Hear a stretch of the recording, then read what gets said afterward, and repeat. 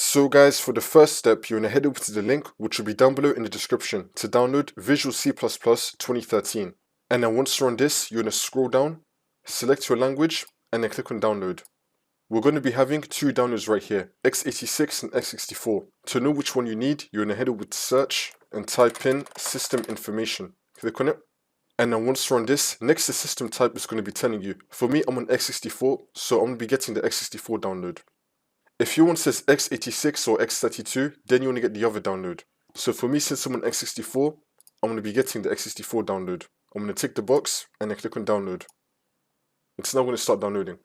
And then once it's been downloaded, we're now going to click on it. And then once this comes up, you're going to tick the box, I agree, and then click on install.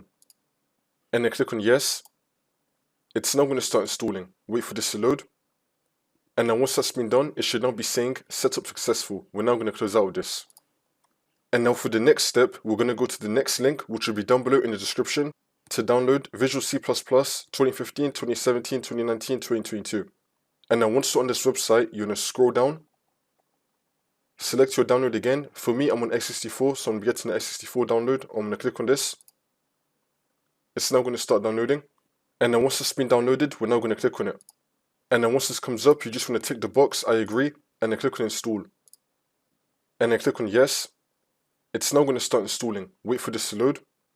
And then once that's been done, you want to close out of this. And now for the last step, you just want to restart your computer. And then the problem should be fixed.